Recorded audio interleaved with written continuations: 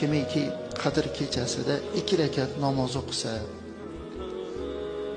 har bir rakatida Fotiha, ya'ni Alhamdu surasini o'qisa va unga zamsura qilib Ixlos surasini 7 marotaba o'qisa, salom bergandan keyin astag'firulloh va atubu ilayh deb 70 marotaba aytadigan bo'lsa, fala yaqumu, turmaydi o'rnidan, hatto Alloh taolo uni va uni ota-onasini gunohini kechirib olmaguncha.